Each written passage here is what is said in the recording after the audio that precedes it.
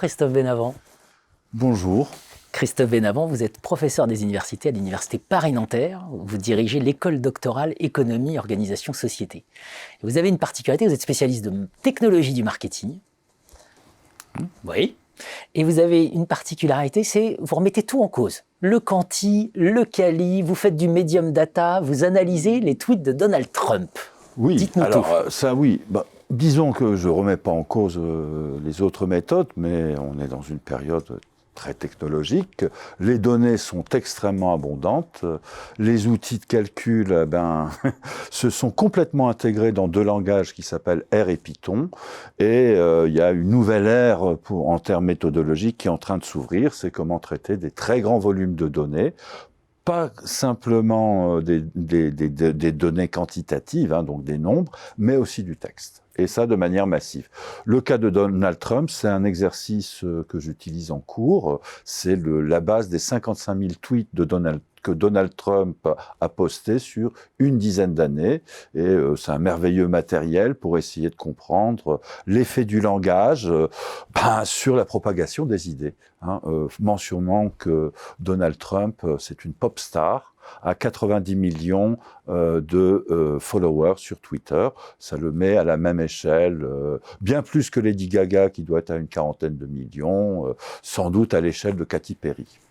Quels enseignements on tire quand on analyse les 55 000 tweets de Donald Trump? 55 000 tweets, on analyse par exemple le sentiment, et puis on est surpris de voir qu'alors qu'on s'attendait à avoir un sentiment très négatif, hargneux, on va dire, dans les contenus, au contraire, on a un langage qui est extrêmement policé. La proportion de mots qui sont positifs ou négatifs, qui expriment un sentiment, ne représente que 15% de l'ensemble de ces tweets.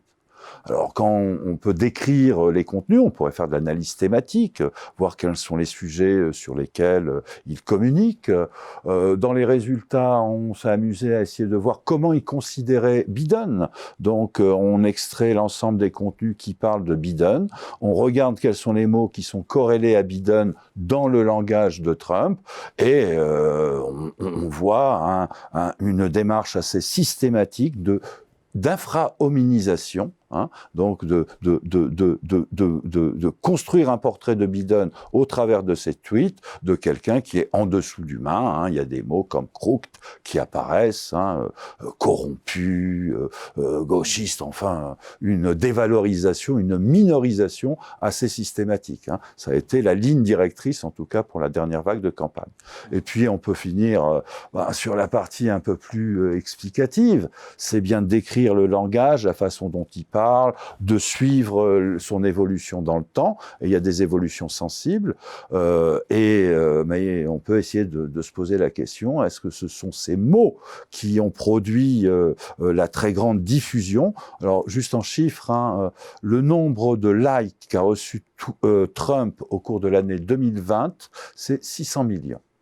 C'est-à-dire chaque Américain a liké 2 fois dans l'année des tweets de Trump.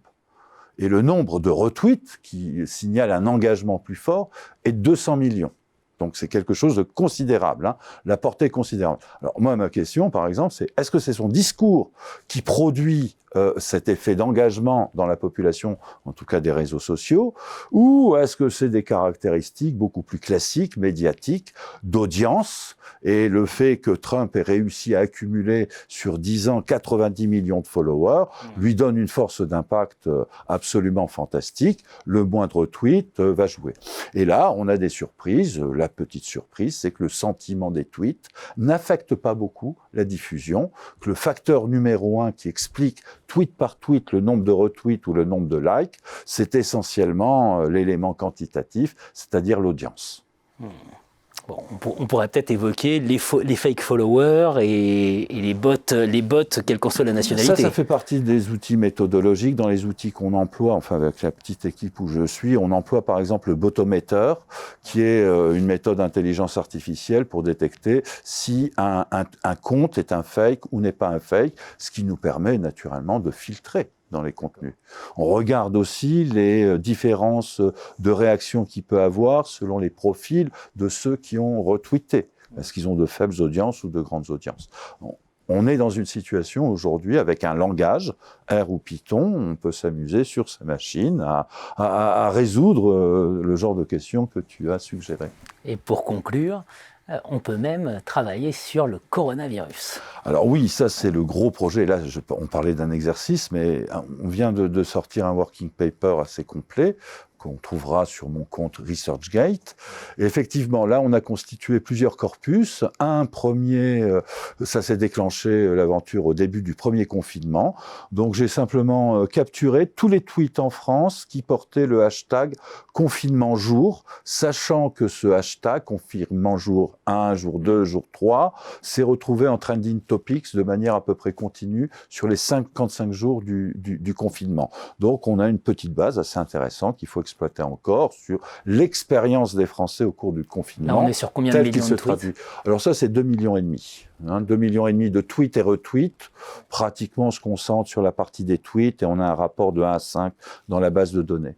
Puis on a une seconde base, alors là, qui est beaucoup plus longue, qui commence avant l'épidémie, donc en janvier, qui doit se poursuivre encore aujourd'hui. C'est une équipe internationale de chercheurs qui l'a mise au point. Les petits détails techniques croustillants à raconter, mais là, on n'a pas le temps. Et là, uniquement sur le domaine français, ça nous fait une base à peu près de 10 millions de tweets.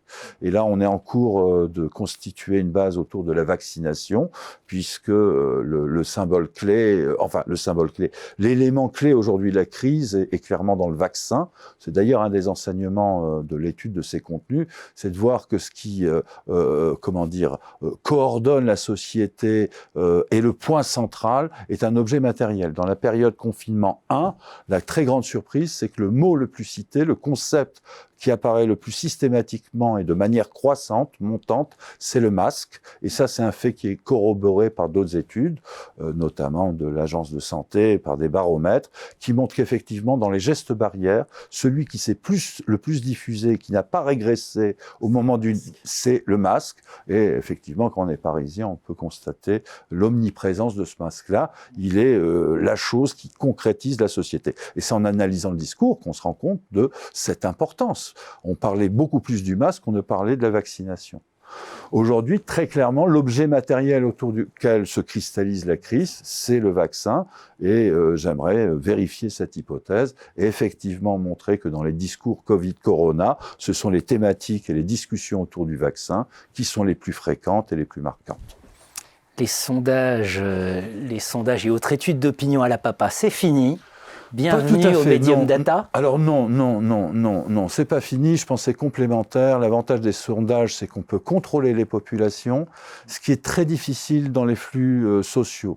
Dans les flux sociaux, ça a été un des aspects de la recherche, c'est de regarder comment se segmente la population, et on se rend compte qu'on a une minorité de superposteurs, comme les superpropagateurs de la grippe, on est dans des phénomènes qui sont analogues.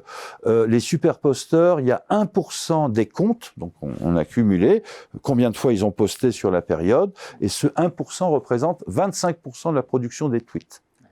Les gens qui réagissent, je dirais, de manière émotionnelle parce qu'ils voient un contenu choquant dans le sens positif ou négatif et qui ne vont pas s'engager dans la conversation, sauf de manière occasionnelle, 1 ou 2 tweets, qui eux représentent 60% des participants à la conversation et ces 60% produisent 25% des tweets, autant que le 1%. L'Internet est un monde de l'inégalité de l'engagement, une inégalité assez radicale, qui n'est pas en niveau, qui est en échelle. Alors ça pose des grandes questions, et une des questions principales, c'est qu'effectivement, est-ce que les résultats qu'on peut obtenir d'un flux hétérogène, produit par peu de monde, parce qu'il n'y a que 200 000 personnes qui parlent sur la période dans Twitter du sujet, sachant qu'il y a 6 millions de gens qui se loguent sur Twitter de manière au moins mensuelle, on se rend compte que le discours des médias sociaux, c'est un discours principalement de minorité, et n'exprime toujours pas cette fameuse majorité silencieuse, introuvable depuis le texte fameux de Bourdieu. Merci Christophe Benavent. Merci.